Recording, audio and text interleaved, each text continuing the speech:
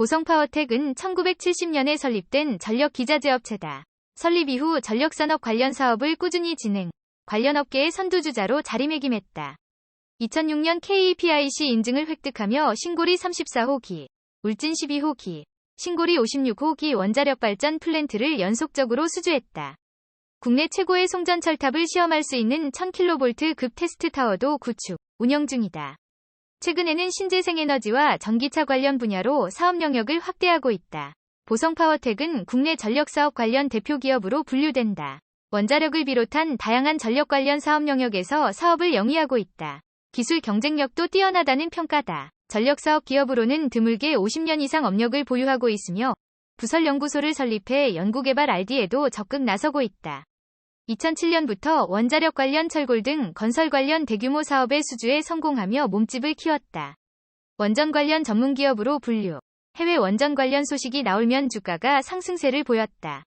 지난해 6월 정부가 원전 협력업체 강화를 위해 팔을 걷어붙였다는 소식에 주가가 오른 게 대표적이다.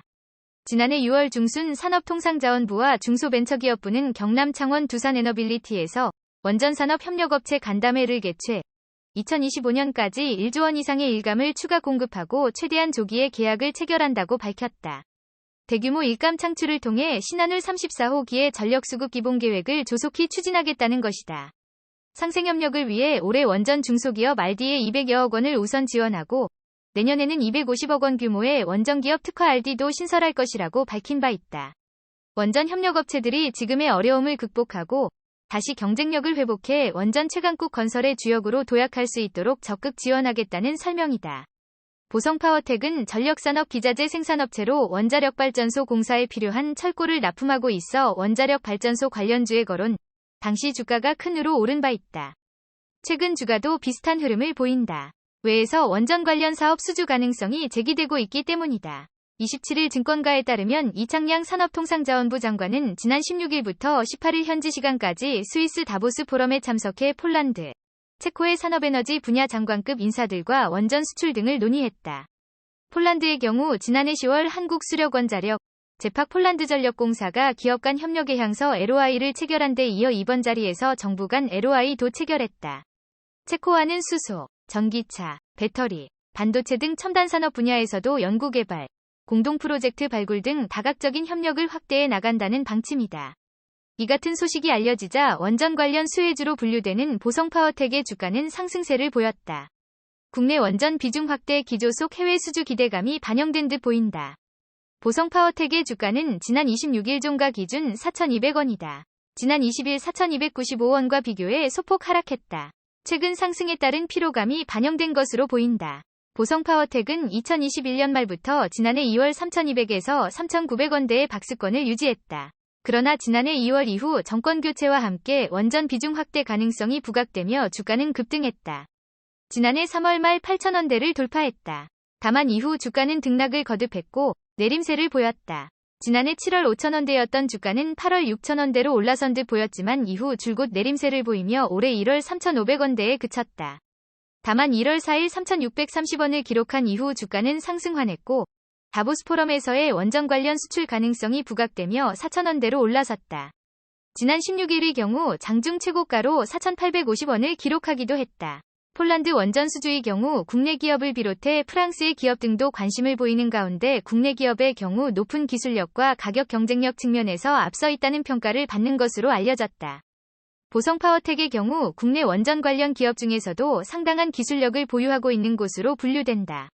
지난해 11월 중소벤처기업부 주관 제7회 명문장수기업 확인서 수여식에서 2022년 명문장수기업으로 선정됐다. 명문장수기업은 중기부가 중소, 중견기업 성장에 바람직한 기업상을 제시하고 경제적, 사회적 책임을 다하는 모범기업이 존경받는 문화를 확산하기 위해 지난 2017년 도입한 제도다. 현재까지 총 37개사가 선정돼 국내 업력 45년 이상 기업 중 약 1%를 차지한다. 다만 실적은 저조한 편이다. 지난 2021년 실적의 경우 매출액 685억, 영입손실 14억, 당기순손실 9억 원으로 2020년 대비 줄었다. 지난해 상반기 실적도 좋지 못했다. 상반기 매출액 249억 원, 영업손실 22억 원을 기록하며 2021년 상반기 대비 소폭 하락했다.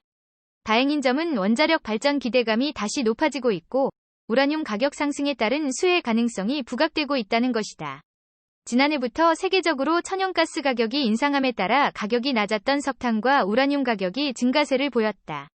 자재 가격 인상은 시차를 두고 보성 파워텍의 재료비 인상으로 연결될 수 있고, 시차를 두고 제품 가격이 상승할 경우 수익성 개선으로 연결될 가능성이 높다.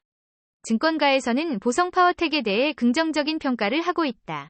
전력 사업 및 에너지 관련 전문 기업의 중요성이 전 세계적으로 부각되고 있다는 게 이유다.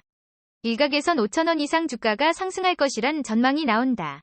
다만 아직 눈에 띄는 실적이 나오지 않고 있고, 이슈성 테마주로 실현 가능성에 대한 기대감이 주가에 영향을 크게 받고 있다는 점에서 투자 의견과 목표 주가 등은 내놓지 않고 있다. 증권가 관계자는 최근 원전수소 등 UAE 관련 테마 주가 상승세를 보임에 따라 보성 파워텍에 대한 투자자의 관심도 늘어난 게 사실이라면서도 이슈성 테마에 따른 움직임일 가능성이 높은 만큼 중장기적 접근이 아닌 단기적 접근이 유효해 보인다고 분석했다. 이어 보성 파워텍은 2차전지 관련 필수 제품 중 하나인 리튬과 관련해 2019년부터 일본의 산업용 리튬이온 배터리 시장에 진출한 바 있다. 며 주가 상승 모멘텀은 충분히 갖추고 있는 만큼 실적 개선 시기를 살피는 것도 좋은 투자 방법 중 하나라고 조언했다.